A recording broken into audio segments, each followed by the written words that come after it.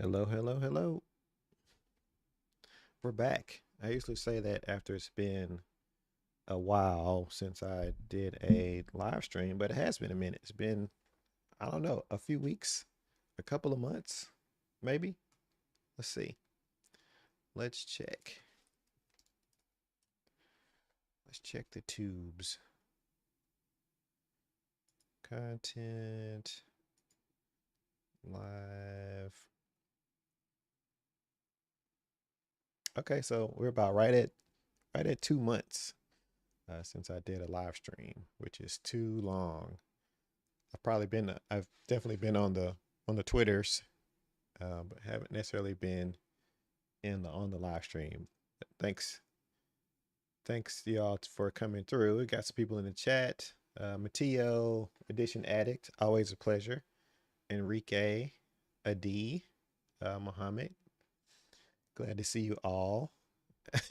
I've changed a lot since. How so? But was my hair growing out, or I had some more hair on my face, or something? Let me know. Let me know how I've changed. I try to stay even keel, so or maybe it's just maybe a D is just messing with me. Dominic, what's up? How are you? Thanks for coming through. Yes. New swag. Oh, yes, you're right. I have changed. This is hot off the press. Hot off the press ng-conf 2023 swag. Everything else the same. I got you.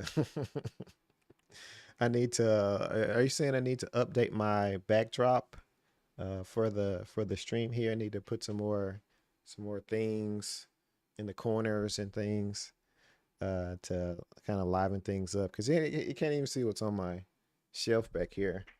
It's got like narwhals and um, GitHub cats and things like that on it. So you can see the little. I can't remember which way to point. There he is, the little octocat back there. Uh, but yeah, he's back there chilling. Paulo, what's up? Hello from Portugal. Welcome. Glad to have you. Brian, Jordan, always a pleasure. Uh, when is analog conf? Uh, I don't know. The way I think you might be. I'm gonna say you're jumping the gun on that on analog conf. But we do have some exciting things coming up. So, um, yeah, definitely excited about that. NX Champ now too. That's right. I had to put all the. You must have looked at my updated Twitter handle there because I got all the things in there. I got the GDE and the NX Champion, open source maintainer, blah blah blah blah blah. Yes, I'm gonna get in the. I'm gonna have to talk to Jordan see if he can get me in the Cypress Ambassador program now. Since we got analog working with Cypress, but I'm only kidding. You gotta actually do some stuff to get in the program, I guess. Marco, what's up? Me and Marco met in person over some days. It was great. Good to see you. Been going in Angular for a year now to get the Angular certificate. What should you do next? Good question. Um, I didn't know there was an Angular certificate. Maybe I know that there is. I think the person who does. I'll bring up some browser and code and stuff here in a minute. But I think the person who does Angular training.com gives out certificates or something like that. But um, hey, what you have to do is, yes, Edition Addict said it perfectly. Build, build, build, build more stuff with Angular. Get better at how Angular works. Um, hey, dig into the internals if that's your sort of thing too. So yeah, there's many ways you can kind of still level up at Angular. So that's one of the ways. Build things. Gabriel, what's up? Thanks for coming through. Good to see you. We definitely got the YouTube crowd is in full effect here. I'm just waiting for Chow to come through, like the only person on Twitch, to get the notification to actually jump in. Jordan got the question. Do you or know anyone that's asked about for these control flow changes compared to the other things like full HMR? I do not know the answer to that question. Um, but I'm sure someone in the RFC, one of the RFCs was like, "Hey, what about HMR?" Because they like do it on do it on everything. Every RFC comes up. It's like, "Hey, why aren't we doing something about HMR?"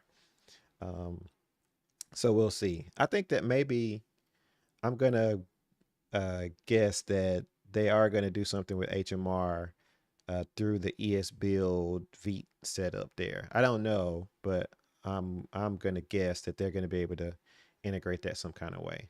But um, that we'll have to see on that one. That's just me wishful thinking on that one. What do you think about change Angular syntax? Yeah, that's definitely one of the things I want to talk about on today's live stream. So if you have any more questions or thoughts on that, feel free to drop those in the chat and we can talk about them. Um, yeah, I want to at least go through some of because the one they kind of build on top of each other, right? The control flow is like the foundation for the deferred loading because you can't. Well, I suppose you could, but it would have been maybe more difficult to do the deferred loading without the new control flow syntax. So we'll see. So it feels like they're making cool new features, forgetting about some core things we need. I don't think so.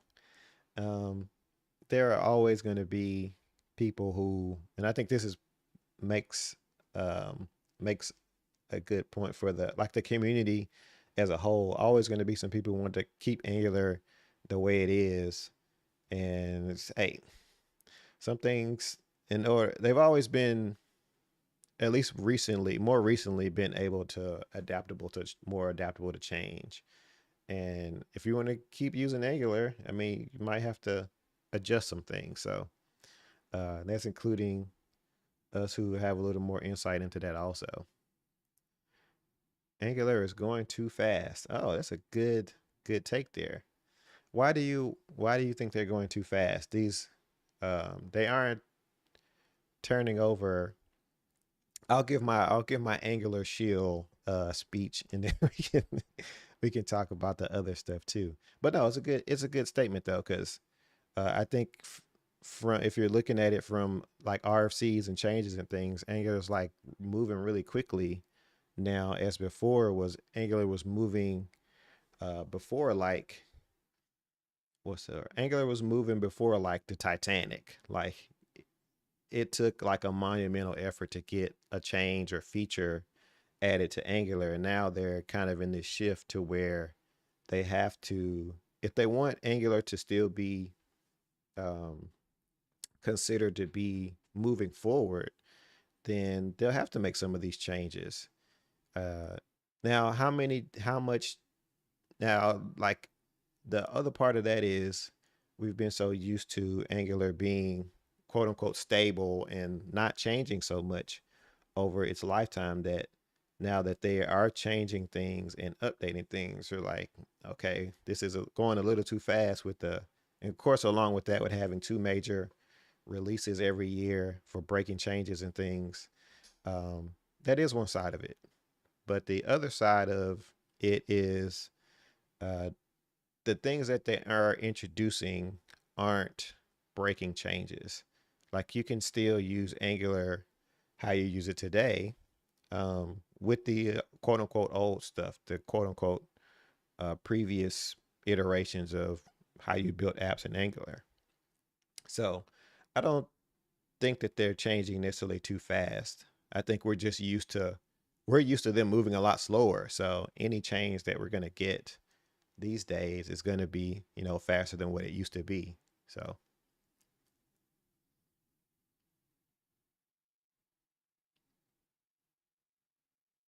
hey, Facundo, Nexo, what's up? Um, glad to see you come through. I haven't checked to see I'm getting any raids or anything like that, but we'll see. What the comment was, I'm not very convinced about this new syntax. I also wasn't very convinced of standalone components. It surprised me for good, but I guess change is almost always uncomfortable. It's a good point. Um, Standalone components, I think standalone components, we've been waiting for standalone components forever. Like, um, we've been waiting for standalone components for a while to have those come through. So, well, okay, I'll speak for me. I was waiting for something like standalone components ever since they introduced ng modules, and that was back before Angular even went, Angular 2 even went stable, so, or got its first release. And so we'll see. Standalone components is unlocked a lot of things. Hey, it unlocked some stuff for analog, so hey, I'll take it. But yes, I think standalone components is a net positive in my opinion. So as far as how that looks in the broader community, we'll see. Yeah, we'll see how that goes. Let's see. I'm gonna have to get a better way to show the questions up on the screen here, comments and things, because we'll do some chill chatting today. I don't necessarily have any code to write, so y'all see me. I'll work on analog offline. So we'll see about that. Let's see. Let's move this here. And what happened to my chat? Stream chat. There we go. Twitch window.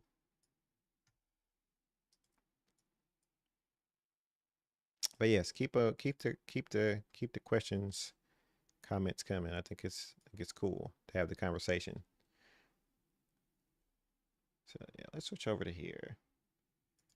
That way people can see the comments. Hopefully we can stay clear of the spammers. Adi said, let's make this a little bigger. We'll bring I wish I could click on these to highlight them, but I think that'll work for now. What's my take on opinionated versus flexible? I think there should be a good balance of both. And I guess what I mean by that is, like, I've worked on React some. I've been working on React projects for a while also, in addition to working on Angular stuff. And the difference, like, there's definitely a difference in how, like, the React ecosystem works versus how the Angular ecosystem works. Angular's ecosystem is all about opinions. Like, Angular is a framework of, like, opinions that they have held for a long time. And even though some of those opinions are changing, I think it's still true that about the overall opinions that the framework has. So, and on the other side, like, the React ecosystem is like, hey, we don't have a router, we don't have forms, we don't have services. You can do whatever you want. All we provide is like a component API for you to build UIs with. And so there's like, they're at like two ends. It used to be, I think, at two ends of the spectrum as far as being opinionated versus being more flexible. React is, I think, even with server components, that's maybe changing a little. And even with React frameworks, the React frameworks is where the opinions come in, because they are showing you a path to building these applications with React, or even these other Solid, Vue, the meta frameworks that go along with them. It's kind of the same thing. They have recommendations that they want you to follow if you're building apps with those projects. So that's at least how my take is on it. I think Angular has been on the other side of being opinionated, and still is with a lot of the things that Angular does, but it's for good reason. I said this a while back. Angular is like a tooling framework that happens to render web apps, because it's like centered around everything centered around tooling and being able to migrate to the next versions and update your code and things like that. So um, they have to have some opinions to be able to move people along in that way. Let's scroll down some more.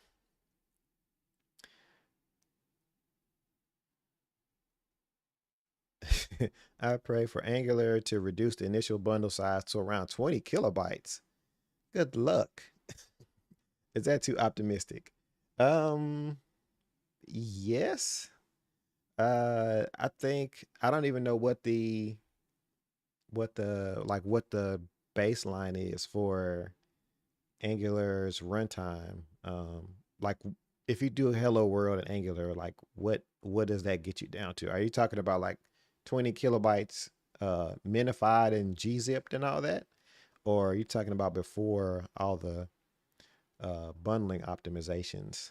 I don't know, but I'm pretty sure it's not 20 kilobytes today, and not even close, even for like a Hello World app. But I think maybe we'll get some size, or you can get some size reduction if you go in all in on signal components with no more Zone.js. I mean, I think Zone.js by itself is like 70 something kilobytes. It's no small amount of JavaScript for Zone.js. I'll say that. So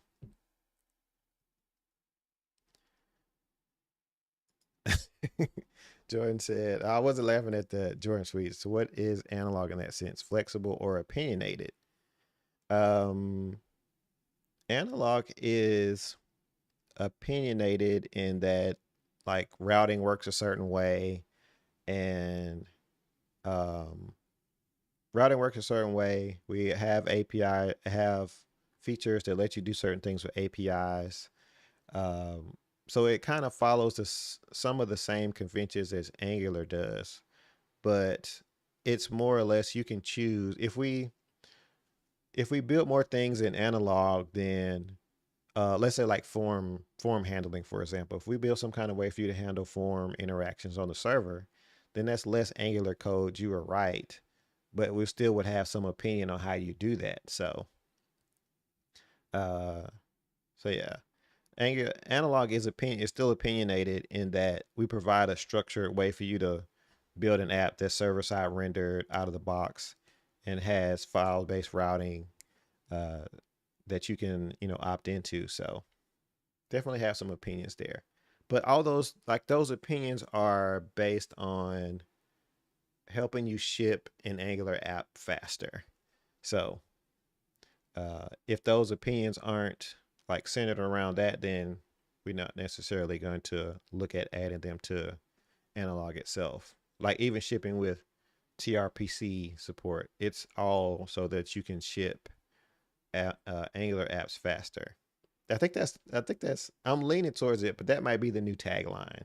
Instead of like analog is the meta framework for Angular, the tagline on the homepage might be like ship Angular faster or something like that.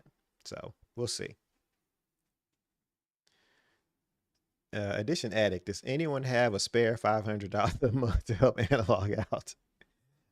Yes, that was it was a good call out there. If you haven't seen it, let's go to the tweet here. Let's see. If you missed it, I tweeted this out yesterday.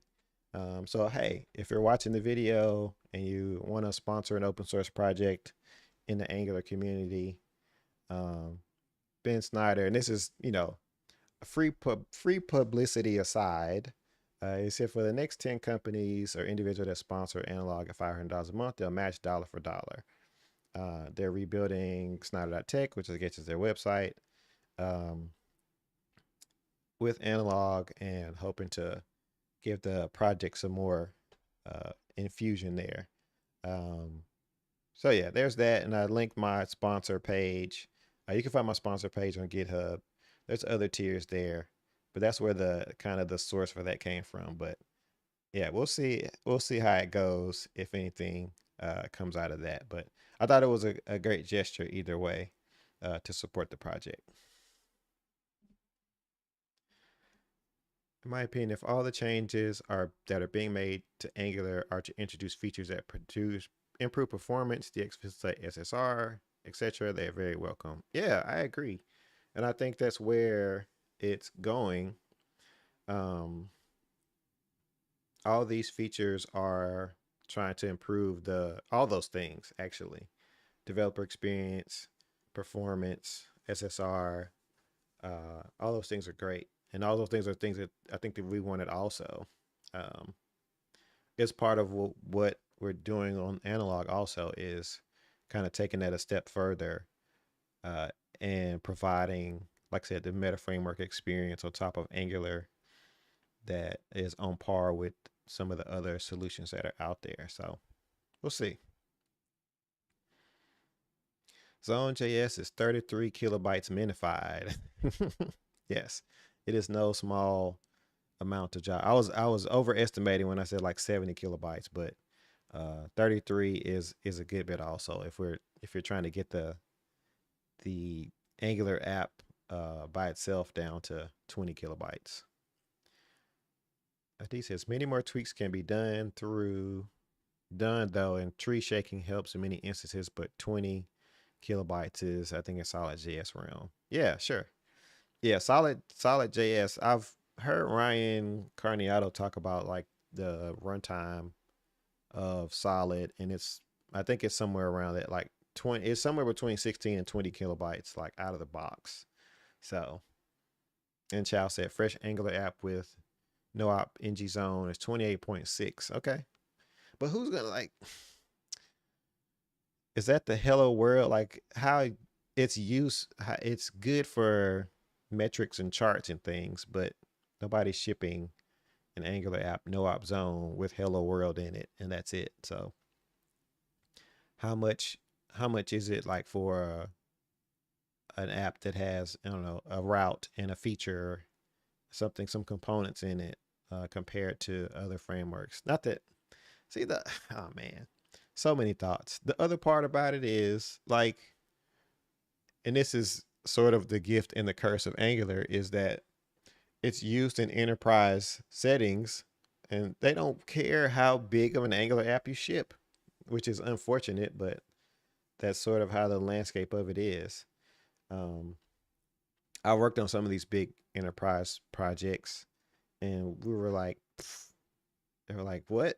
2 megabytes of JavaScript on first load? Nah, it's fine. After the app is loaded, then the customers can enjoy the experience. So, um, yeah. Who's going to do it first, Angular or Analog for different style of authoring? He did a concept in Vue. Would love it if Analog could offer that benefit uh, through a plugin. Man, listen.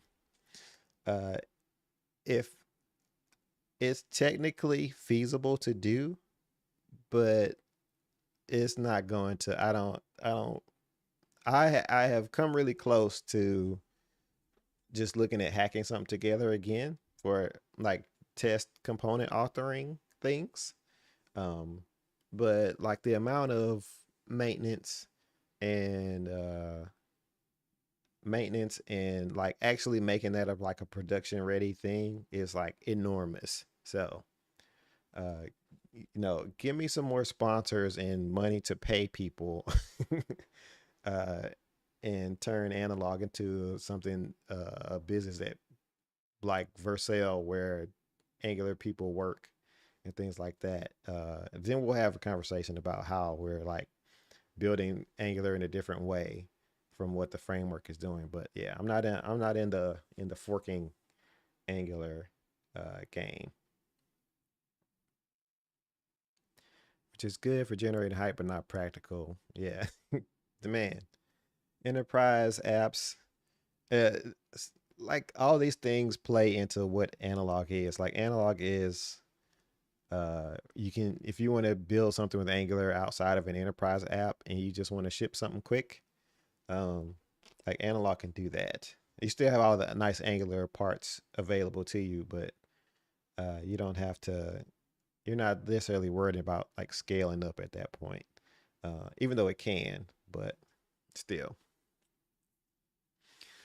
My personal Angular website basically says, "Hi, I'm Gabriel," and some CSS. Hey, you did it. You shipped Angular Hello World, uh, and you shipped that. So you got something out there. Hey, it's got to start somewhere. Hey, and if you want to build that site with that one liner with analog and build it quicker, you can do that too. I guess it would be nice if Angular compiler take a standard format and it'd be great. Then write all to that format. Yeah, that would be nice, but like think about it from the other side of that though. And before I get on that, Mauricio, thanks for the sub, the Prime sub. Um, Appreciate that. Um, but yeah, you got to think. Maybe this is me thinking about it from both sides as like a maintainer and a developer. Like, of course, we developers want all the tools. We want you to give us all the things to put together and to be able to build all that stuff. But then somebody like has to maintain those APIs and make sure it works for all these different scenarios.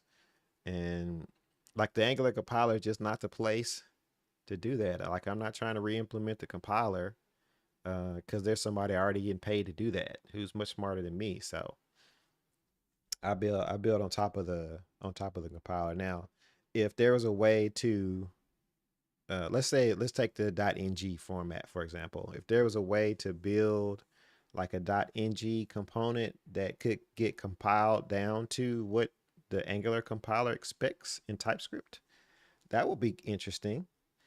Uh, that was kind of where my brain was going with the experiments around the new authoring format. Just like even with using it with JIT mode, like you could do it with JIT mode probably.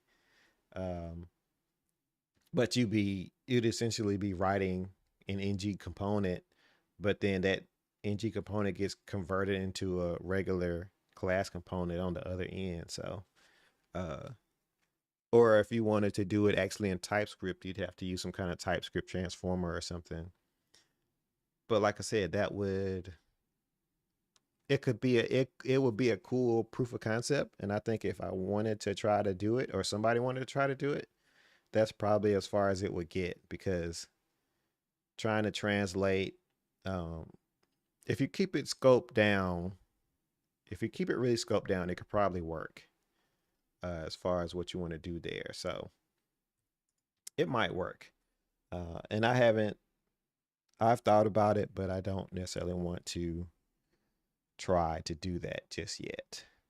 That's not as like a real thing. An experiment, yes, um, but it would be more of a learning experience, if anything, on that front. So if anybody else wants to take a crack at it, ping me on Twitter or LinkedIn or wherever, and show me some code, show me some progress, and then we can get into that.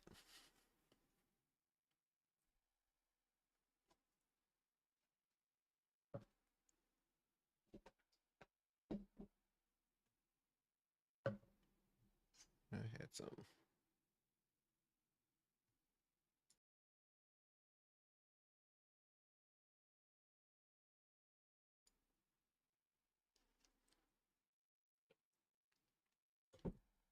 There we go. ng format would be great. I think Angular should do it. However, may or may not be visiting compiler from Angular on code rather than SWC. Yeah, I don't. Yes, I think the Angular team should do it because they're gonna have support, like proper support for it and everything. Um, Proper support because it's like it's not just introducing the new format. Like you have to update the language service and all these plugins and their IDEs have to recognize this new format and everything. So it's not just as simple as creating the thing itself. That's why I say it'll be a good proof of concept for to do, but like who's actually going to use it outside of hey, that's a neat trick. Um, Question was analog. Do you have to ship it with a node server? No, you don't necessarily have to. You can build a static, Gabriel. You can build a static site with analog also and not ship a server with it. It's it's server first in that like um it's server first and that you get all the server side rendering, static site generation up front as opposed to having to like add it on later to your Angular app. But no, you don't necessarily have to ship a server with your, if you just want to build like a blog or something, you can pre-render the HTML, ship the JavaScript that goes along with it, and just deploy that. Does an ng format mean no more inline template? No, it would just be all together. Um, let's see if I can go find the tweet from Marco. Search. You ever search for yourself on Twitter? Yes. Create component.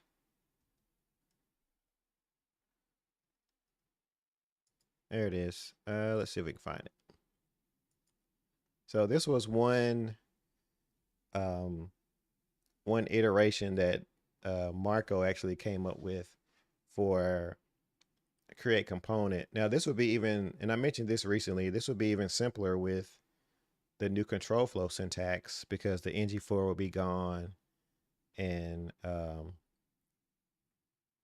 the ng-for will be gone here. No imports for ng-for, async pipe signals, all that would be gone. So it would be like say even simpler than this. But if you could imagine exporting a create component like this, because we still have to have a place to register providers and imports and things, and maybe factory would be, maybe this would be template instead of factory. But if you just imagine in your brain that this could be what a slimmed down component authoring format would look like. So that was one of the ideas there. Now you could probably do this, like I said, you could probably do this today in JIT mode as an experiment, but like turning that into a something that somebody could actually write and do would be good. Also lose some of the benefits from selector, but simple component could be good. Yeah, that's true. This doesn't, like, you don't, there aren't any directives. Like the directives is probably the biggest sticking point of Angular moving to a component that you don't have to import. Because well, they could do it with the component. It's just the directives. Like you still have to register directives some kind of way for them to be able to do the matching to be able to attach them to DOM elements and things. Here we go. Looks like a Angular.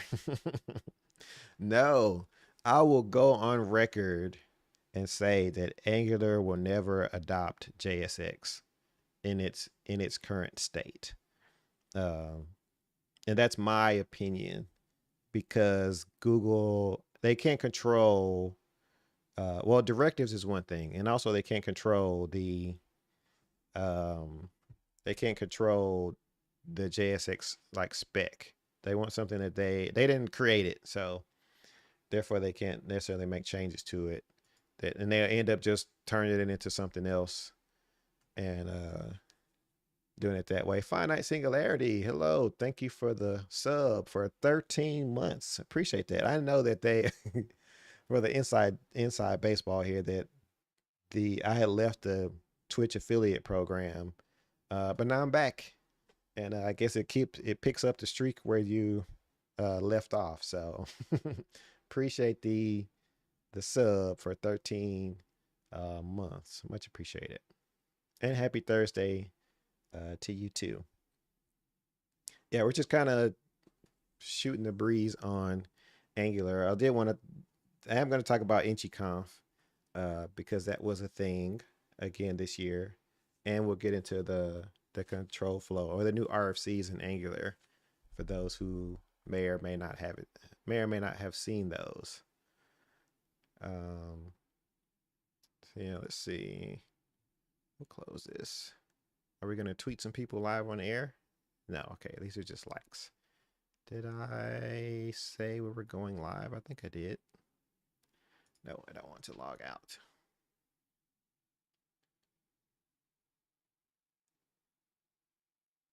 Okay, I think I tweeted that we were live. Angular needs a way to compile single components into a native web component. Interesting. You mean something other than Angular elements?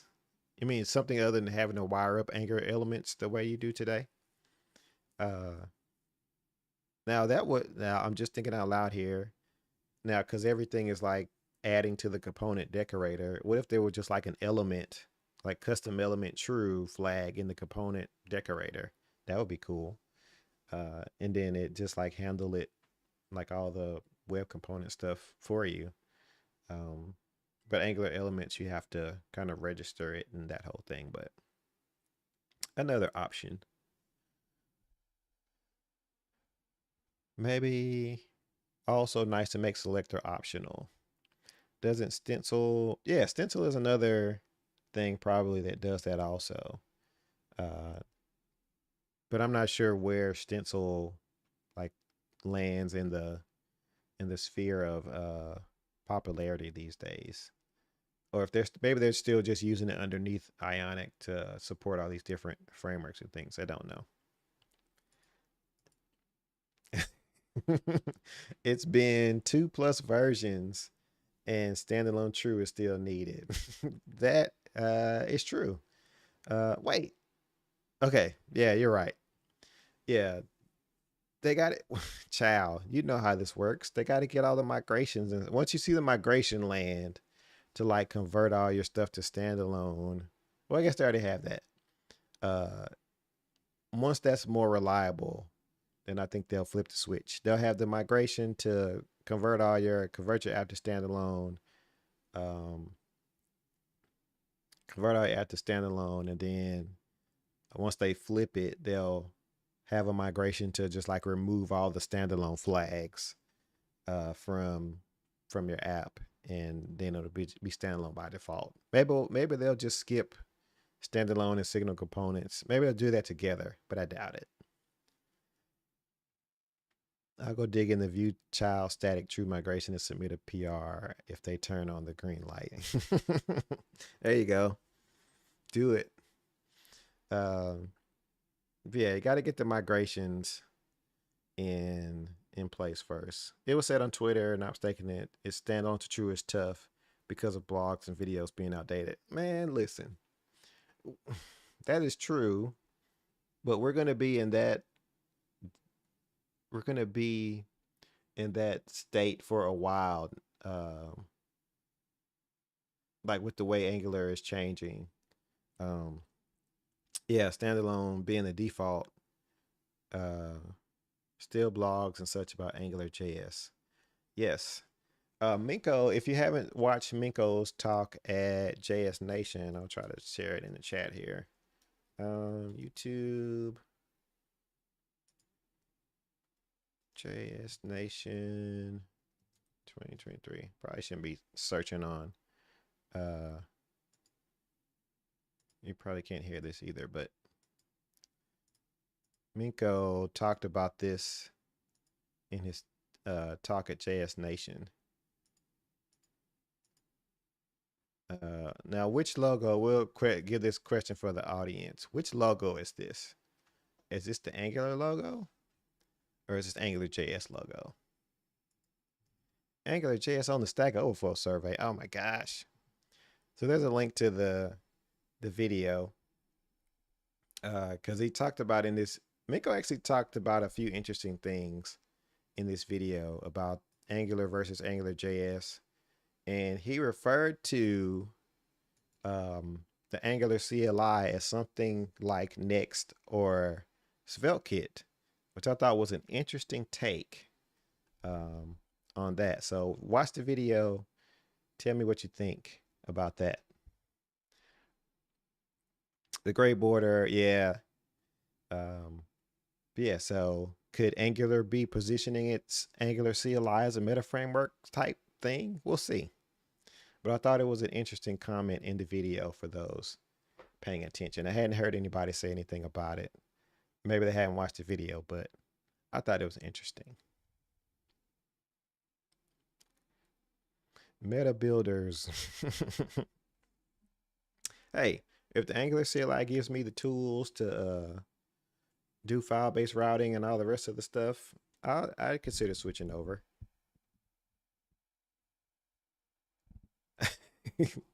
I love when I get resumes. People are like, I've worked with Angular JS 8 through 16.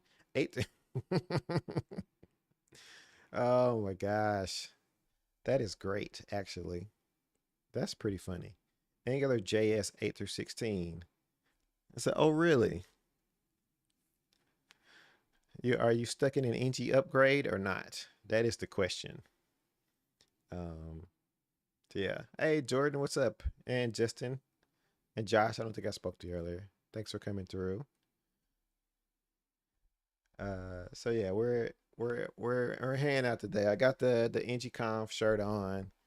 Um, we can get into the ng-conf thing. I was trying to decide whether I wanted to do this on the restream thing here. Yeah, Josh, I don't know if I have a good way to bring you on because I'm just on the regular OBS here today. I'm not on the studio stream, so doing guests is a little bit more tricky.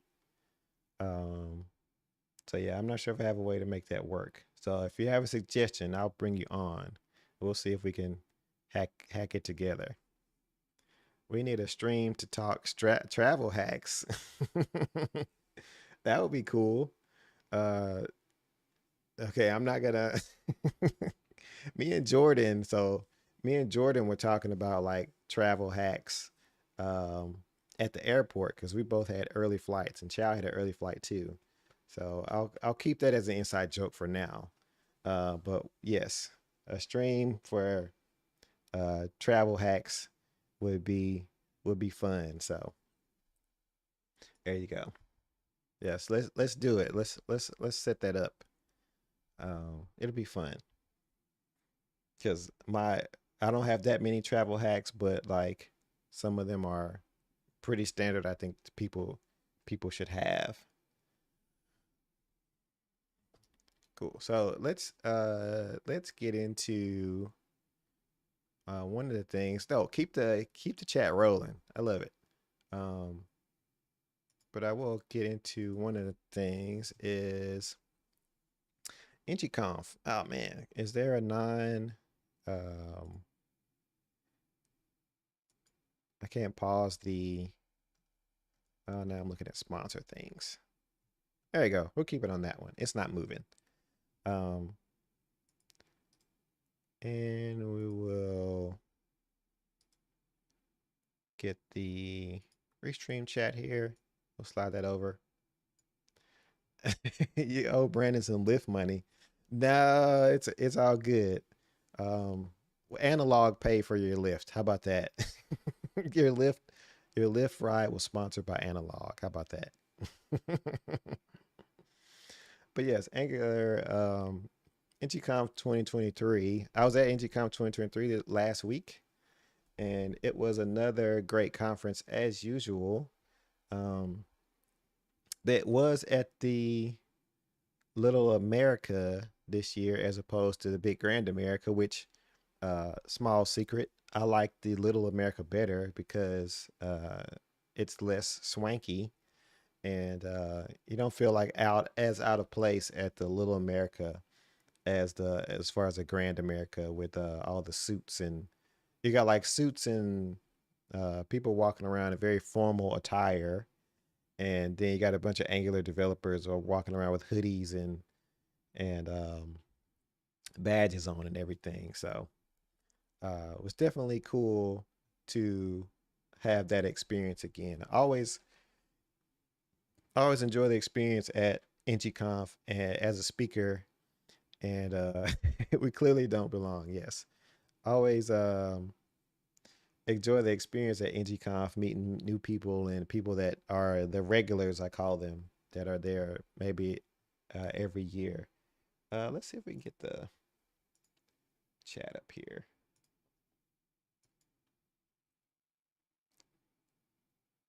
There we go. Bunch of nerds, one especially with a yo-yo. That is correct. Um, they'll probably have that video up there somewhere, but I think somebody, I don't know if it was um, Brooke or someone else who posted the video of Chow doing with the yo-yo, spinning the yo-yos and everything. So another one of Chow's many talents. Um, but yeah, let's scroll through some of the stuff here.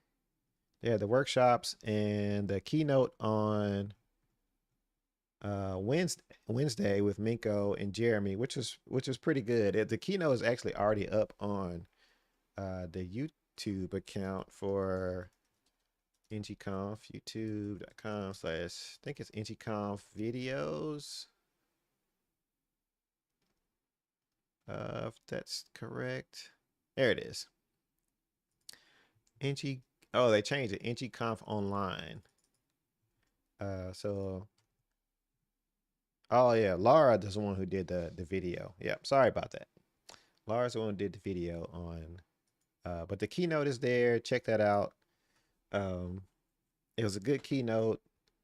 They had some good laughs in there, and I enjoyed it. So kind of talked about some of the stuff you've seen before and some of the stuff you may not have seen. And they had unveiled maybe one of the RFCs during the keynote. Jessica kind of broke in and showed the new control flow syntax, which was pretty cool. Deborah gave a talk on signals, which I think was really great. Alex, her talk was always great, also about front end success. And some of the other things there. Sponsor talks. I'll admit, some of the talks I did not see, just because that's how it goes. Like you're in the hallway, you're in the talk, you're in the conference area for part of the time, you're in the hallway for part of the time, you're in your room for part of the time. If you're me, working on slides and things. But yes, I enjoyed it. Let's see, what other talks did I get to see? Alyssa was there. Always good to see her. She had a good talk also. I didn't see the MFE talk. I caught some of Craig's talk there. Yeah, if anybody in the chat was there, what were some of your favorite talks from the conference? Because some of these, like I said, I'll have to go back and watch through the video platform that ng-conf uses. So yeah, my first day was a good spread of talks, interesting content as usual. And what did we do after the first day? I can't remember. Oh, miniature golf. That was we did do miniature golf. Injurious community talk. Oh man, the Injurious community talk was an experience. I'll talk about that one in a second, but because that was a wrinkle in the process. But that was day 2, I think. So I guess technically I did 2 talks on day 2, which I said I would never do that again. After the famous 2018 NGRX track at ng-conf.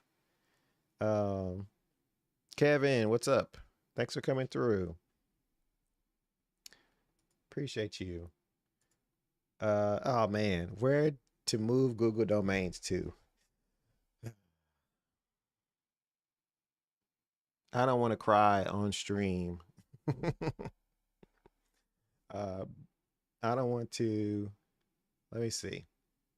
If you didn't know, let's see, 925 Google.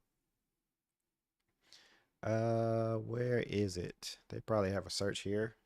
Google domains. This is the news. Google domains shutting down, assets sold and being migrated to Squarespace.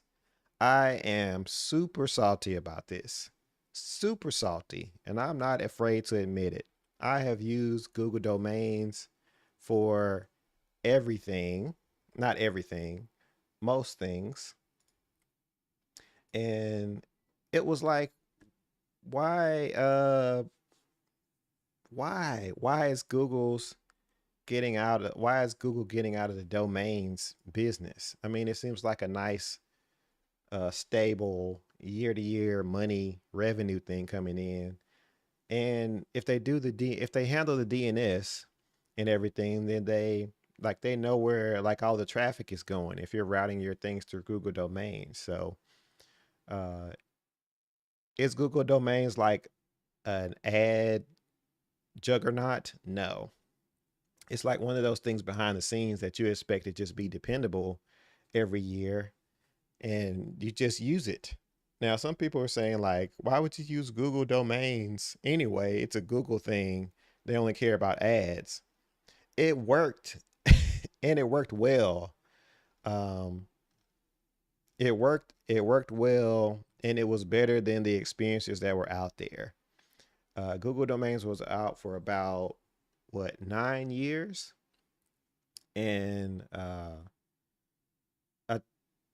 yeah, it was out for about 9 years before it got killed, and it was great while it lasted. I didn't, I was wasn't expecting to see this one coming, to say the least. Now, what are the other options for moving on from Google domains? So, where I was using before Google domains was hover.com. So this is what, I'll give them a free pitch. I was using hover.com for my domains because it just worked. Like, I could get domains. It came with the who is like the privacy for your domains and everything that you didn't have to pay extra for. And renewals, like they renewals worked pretty well. They don't try to upsell you on a bunch of crap and stuff like that. So, uh Hover was the one that so I did like the natural progression. When I didn't know any better, I went with GoDaddy. GoDaddy tried to sell you a bunch of junk. So then I moved to Hover, and um Hover worked great. And the only reason I moved off of Hover is because Google Domains had a better experience of buying domains and like availability of domains. There's also ones out there like Cloudflare that somebody mentioned, and Namecheap, and other ones like that. I haven't used those. Um, but if the migration process from Google Domains is good with those, then we'll see if I'll have to definitely check those out and see if the process is any better. Because I have never bought domains on Squarespace, and I don't really have any interest in buying them off of Squarespace. So, yeah, Google domains, you had to hook into Google Workspace. Like, all of it was just like there in a nice package for the web. And Google is about the web, or at least they were. So I don't know what they're going to be about now. I guess they're like doubling everything, going in on AI and everything. So we'll see what develops out of that. But I was very shocked about Google moving off of Google domains. And the one thing that I do know about Google domains, and we'll see if I can bring it up without doxing myself here, which um, I'm not sure here, but okay. So, okay, so we'll bring up the Google domains page here. I won't show all my domains because you can't get them anyway, but either way, um, the one thing about Google domains is that I think also, and this is where my saltiness comes in. Google domains, if we look and expect here in the application, let's get through all the div soup here. Where is it? Google domains is an Angular app. It's a big Angular app. So not only did Google domains go away, they probably are killing one of the biggest Angular applications out there. And this is kind of the way you can tell something's built with Angular at Google, because it has ng version, this ng version here with this 000 placeholder, because they build everything off of uh, head. They build everything off the main branch, and they don't use like Angular version 16.0. They're just like on whatever's latest synced into Google. So yeah, so that was that was probably part of the thing that kind of hit me with Google domains also, was that of course the service that I enjoyed using was going away, and it's taking with it like a public facing Angular app that Google builds that's core to their business, or was core to their business. So it's a shame. So now we have to see what these other providers build their apps with. But it was like one of those things. You see um, something built with their framework of choice out in the wild, and now you're seeing that that thing is getting shut down. So I didn't want to do the hot take of one of the biggest Angular apps is getting shut down. Like, what's going to happen next? But um, but yeah, I felt some kind of way about Google domains being shut down, even from a like a practical standpoint and from an Angular standpoint, because like I said, you can see Angular apps of that scale out in the open, and if you ask people who use Google domains, they probably wouldn't say, "Oh, it's an." I wouldn't have expected to be an Angular app because it's fast or whatever. So and but yeah, that was the thing about Google domains being shut down and my thoughts on that. So take it for what it's worth. We're gonna move on to the next one.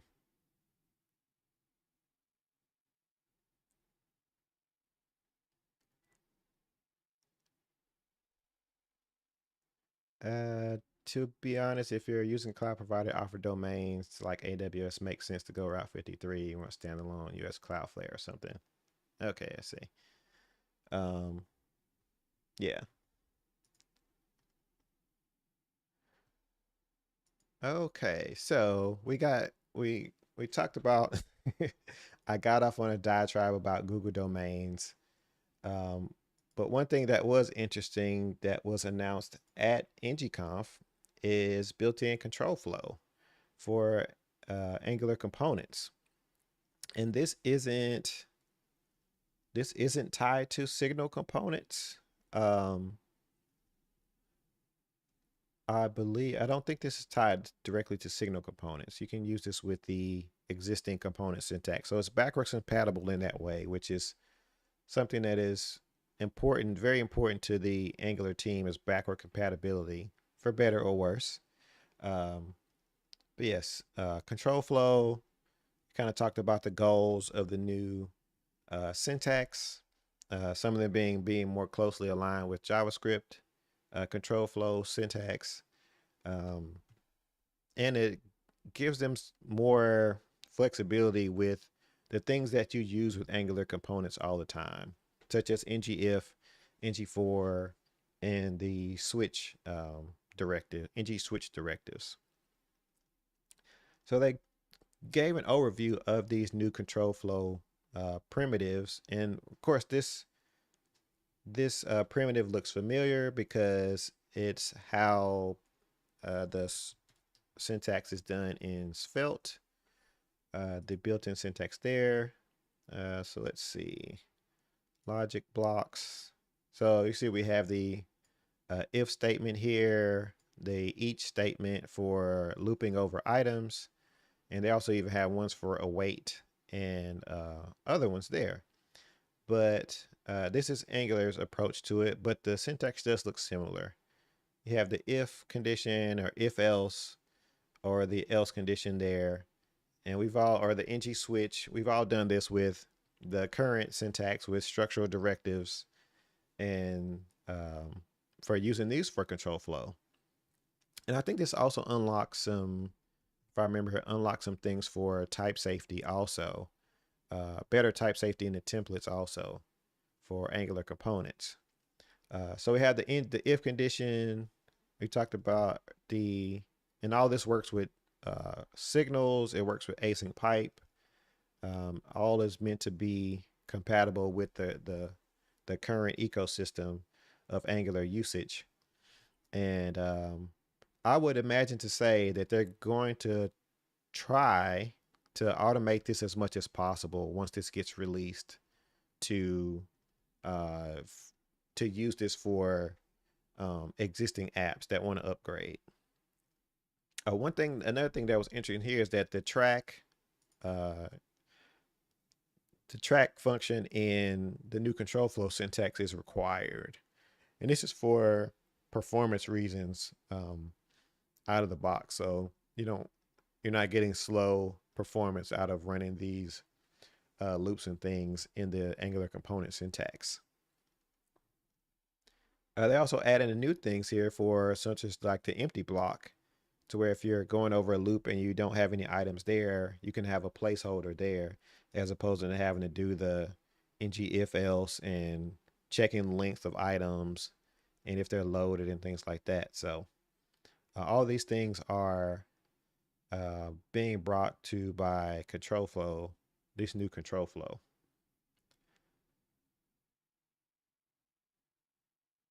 Svelte 4 was just released. Svelte download npm spikes again. 8 million downloads. Something in their release process has to be doing that, I must say. They also talk about iterable differs that won't be available in the structural directives. And for signal-based components, you'll be able to get use these also. Like I said, it'll be work with the new current syntax and new syntax with signal-based components. And they'll, like I said, look at maybe migrations to automate a lot of this structure here um, for current usage. And this may open up the possibility in the future where we our own get to be able to create our own control flow syntax. So that would be interesting to have to be able to customize that. And how would you, I don't know, how would you even bring that in? Would you, I'm assuming we're still using components for imports for components and things. So uh, it'll be interesting to see how this plays out if Angular gets the new component authoring format, how we kind of how you bring in these things, these new custom things for these components, or if they stick with the class and string based templates going forward. So we'll see how things develop there. And they talked about a bunch of they went through, of course, went through a lot of the thought process of why they put this together, why not just continue using structural directives and things like that. So definitely check out the RFC on the control flow syntax, because it builds on the discussion on the next RFC for deferred loading, and we'll leave the puns to Jessica on the deferred loading. But it's like, in order to the deferred loading takes advantage of the new component syntax, component control flow syntax, to be able to unlock some more things that they need for server side rendering on the server side rendering, and like the improvements that they're making there. So uh, this was very interesting as someone who is working on analog, trying to like smooth out the SSR experience also, and them being able to put these tools in the framework definitely helps to build other things around it to make that experience even better. But this one is taking that step a little further with the control flow. These are like, I don't. These are their own control flow that'll be baked into the framework for deferring blocks of the template to be loaded. So the first step is being able to defer the loading of the template or this component here, and then have it actually trigger on certain conditions that happen when using this syntax. So um, and also has support for the placeholder blocks, So if we think about this today, you can use this to defer loading of templates. Uh, but in the future, maybe this could be used to deferring hydration of components. And there's some or other information on here about prefetching and content rendering, and also these kind of hooks or custom behaviors and triggers you can have. But what if this leads to something where you can render Angular components on the server, and then they could still be part of the application on the client, but they're not hydrated on the client. Now we're already doing that with the skip hydration, ng-skip hydration today, with Angular v16, where you can control that the client hydration, but you can't tell it not to hydrate at all. Today, you can say, I want to hydrate the component or I want to recreate it from scratch. You can't say, I just want to render the component as it is in place and still have that same experience there. Um, so yeah, I'm looking forward to this change when it lands. They have gotten, I don't know what the count is up on the, well, they went through some of the, like I said, the future path for partial hydration and some of the things that they could unlock here. So we'll see what other things come out of that. Um, and then of course we can't have an RFC without the puns. Why is this feature called defer? And we're deferring this answer till later in the fact. And then the next question is the same thing. So shout out to the team about staying on brand with the defer and the puns there. Um, but yeah, this it could unlock a lot of things in the as far as hydrating Angular apps, partial hydration. I am interested to see if we can do this on an individual component level, um, and not an entire application, because everything today you still have to hydrate, conditionally hydrate the entire application or parts of it. Um, but you necessarily can't necessarily do that for an individual component that's not tied to an entire application. So we still may be bound by having to do that with the application itself. Um, but having more fine grained control over hydration and at the component, each component in the after the render, I think is pretty interesting. So we'll see how that shakes up there and what future things it's unlocked. And you could definitely check out okay, this one only has 31 comments on this one, and let's check and see what the comment count on the control flow. 94 comments, 252 replies. So over 300 comments total on the control flow versus around 80 or so on the deferred loading syntax, because the control flow is like the big one that builds on top of that enables the deferred loading. So, and definitely people always have opinions on what the structure is, what that syntax should look like, and how things should operate there. So if you haven't already, check out the RFCs. Leave a comment. Leave a comment that is going to help the conversation.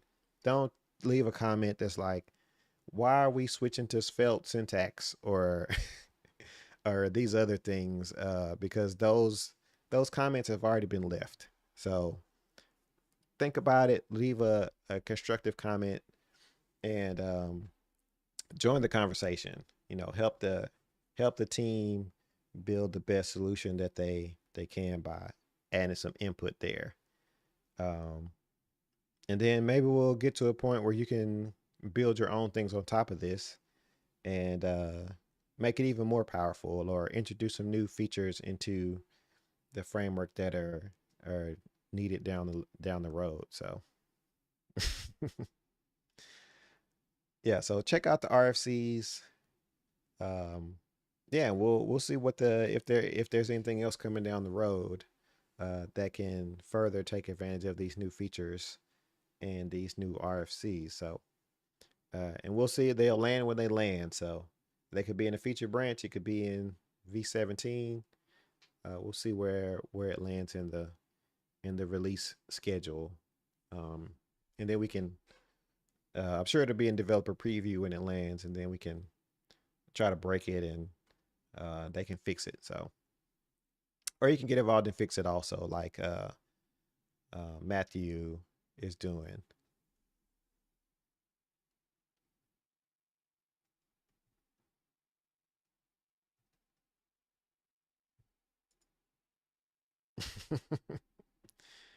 But what if you genuinely don't like it? Hey, Jordan, I know where you stand on these sort of things, and I think they've already come up with a solution that works for the system. So you gotta learn to adapt.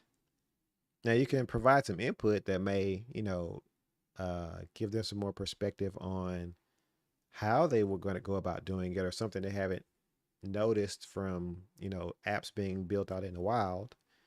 But yeah, I think for the most part the design is there, and they're kind of maybe looking for some nuance there, maybe something they might have missed. There's always someone who says, but what about the language service? Yes. That's the first question. Is this going to be supported in the language service? No, it's not. Of course it is going to be supported in the language service. Because who wants to look at brown templates? I call them brown templates because that's what happens if you turn the language service off. There's nothing there to there's there's no syntax highlighting there, so you just get the brown template if it's inline template anyway. If you got the separate HTML template, then you'll get the nice syntax highlighting and stuff there. Gets a one-on-one convo with Minko and then says they could improve communication. Oh, what was that? I missed the other one. What I think for myself, I'd rather to couple all these changes than Angular being deprecated. That's a good take. Do you want Angular to stop doing improvements and changes, or do you want it to stay how it is and become a framework of the past? Um, because I mean, honestly, some people have already made up their mind of where Angular is in the web ecosystem, whether it's for now or for the future. But that doesn't mean that Angular is going to stop being developed. Angular is going to continue to be developed. Knock on desk here until Google says that they don't need it anymore, and then it goes to the kill by Google graveyard, like Angular JS, its predecessor did. But Angular JS had a good run. It was 11 years, right? What I can't remember. What is this, year 7? No, year 9 for Angular. No, maybe not year 9. Maybe year 7. I'm not sure. When was when was Angular released? September 24th, 2016. So we're in year 7. Uh, the real question is, when will WebStorm catch up? Yes. Jan Nicholas will have to let us know about that. Shout out to Jan Nicholas, who is developer at newly minted developer advocate at JetBrains. Um, and I don't know his handle on Twitter by memory. So let's see if we can find him. And Nicholas. There he is. Oh, missed it. There he is. Newly minted um, developer advocate for JetBrains. And they also have their integration with Angular in their IDE. So we'll see how quickly they get that with the control flow and new template syntax in there also.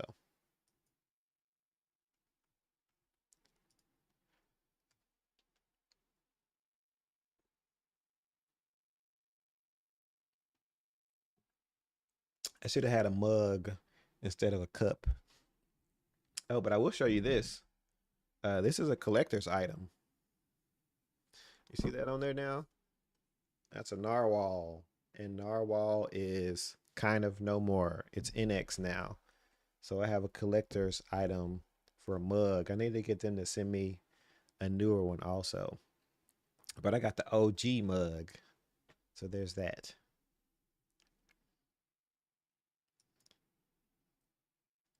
No, this is a old this is a because I used to work at Narwhal, so I got one of the original mugs. I didn't win one of the new ones. I want one of the NX mugs also, so I have one of both. Yeah, OG mug. Yeah.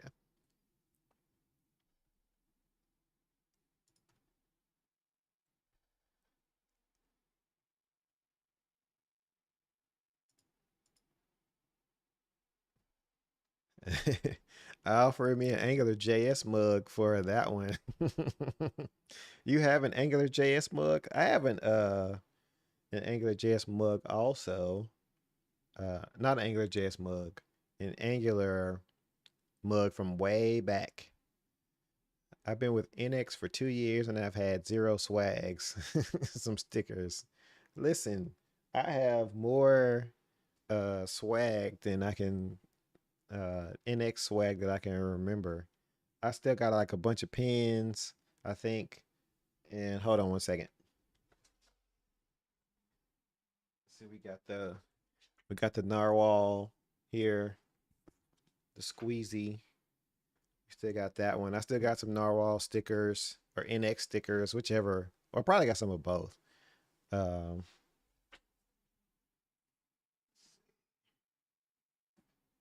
yeah, I got a bunch of. I still got an NX T-shirt, the 10X NX developer T-shirt. You think they give you pins for free when you do the pin tricks? That's right. Um, Chow needs to get some NX pins and do some spinning at some of these shows and things.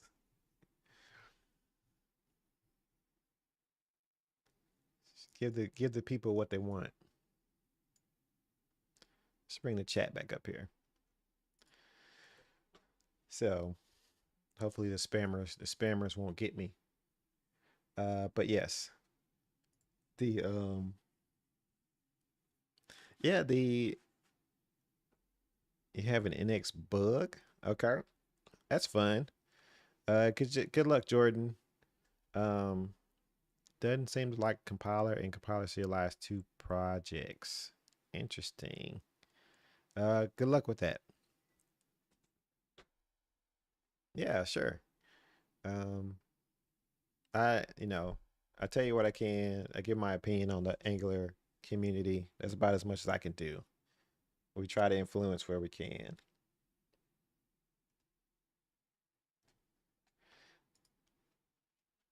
Oh, I was going back to the RFCs real quick. Somebody left a comment on Twitter.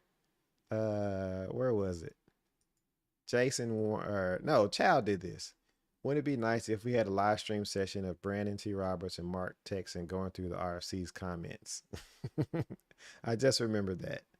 Um, that would be hilarious, maybe, if we both brought our honest opinions about RFC comments. But I know Mark is he would be very diplomatic about it. So, um, and I would too, because it's on brand. Um, so yes, that would be interesting. I was thinking about that. It could be a funny video. I'll do a dramatic reading of some of the comments. RFC and a dramatic reading of RFC comments. How about that? I'll pick some out of the bunch here, and uh, yeah, Mark mentioned he needs to be in a calm state of mind, relaxed background music before he jumps on RFC. Yes, I agree. I looked at some of the RFC comments today, and I was like, people, what are you doing? Uh, Come on, let's stay on topic. But yes, I might do that, a dramatic reading uh, of some of these comments, and just for fun. Um, And we'll see if I can put that together. Low effort comedy. That's what I'm all about. We'll see if we can make that happen.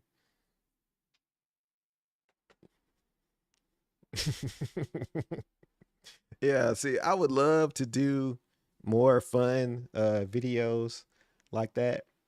Um, but of course, even stuff like that takes time to put together. But yeah, we'll see. I'll pick a few. It'll be a quick video, and then I'll make a funny face or something like that. So we'll see.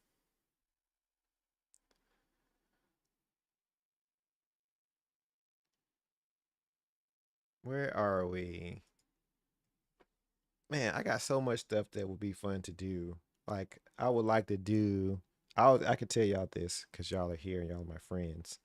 We've done this kind of stuff before. Like Angular office hours, that would be fun. Um, what else? Reading RFC comments. This week in Angular is something I've done a few times that people seem to enjoy. Somebody even wanted me to bring back the Twitter Spaces on the Angular Twitter Spaces to do those, and I was like, those were pretty nice. Um, but as all things, it's like work always gets in front of the fun stuff. So we'll have to figure out which one to bring back or which ones to do next. So always good to do that kind of stuff.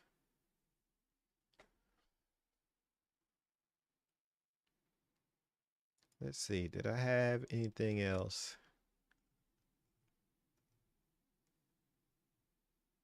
Hate Twitter Spaces.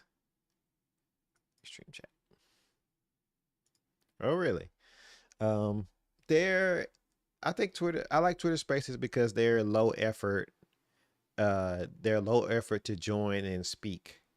It's not like this live stream where you gotta have a special setup to have people come on with microphones and audio and headphones and things, all things like that. So to me, it's more about the friction of being able to have a conversation than like the platform itself. So it's probably the same with Clubhouse, but I never used Clubhouse because it was like stuck on iOS at the beginning, and I just wasn't, trying to use it if it wasn't going to make it to Android. So,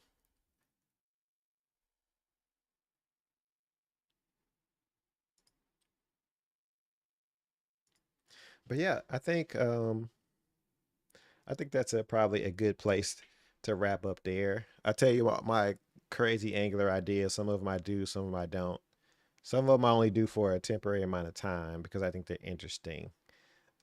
But yeah, I think we'll call this the stream on that one.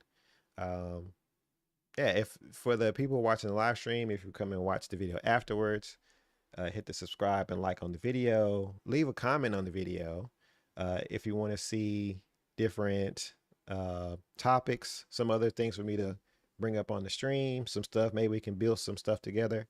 Also, am I considering streaming on Kick as well? I looked at it. The place seems kind of sketchy. So we'll see. I don't know. Um, just saw open source on Times Square. Oh man, I must have missed missed the announcement. But yes, that was definitely a thing that I knew about. Just didn't know when it was going to happen. Ironically, Kick probably make Amazon loads of money. Probably so. Um, but yeah, I don't.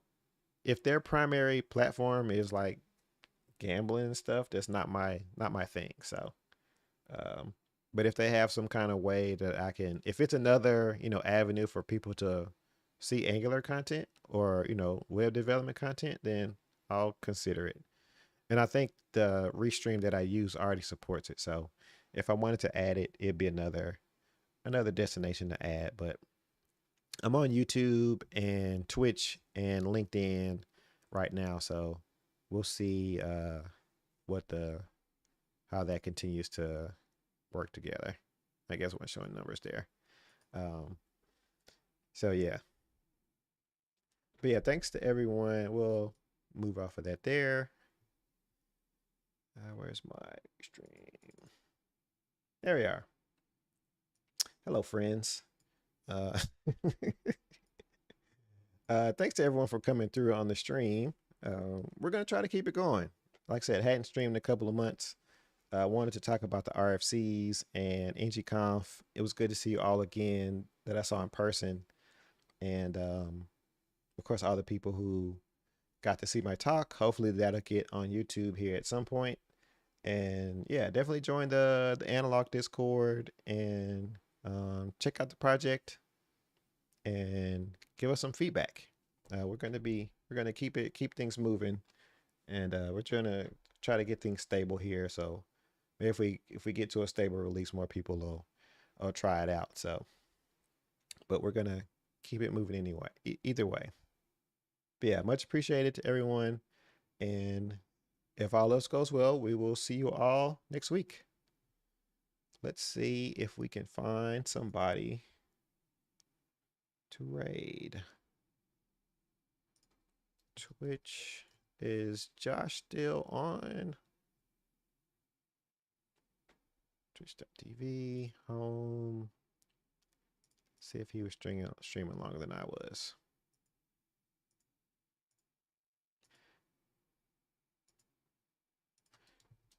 Twitch. Okay, he is still on. So Josh said he was going to raid me when he was done. So we will raid him instead. Stream manager.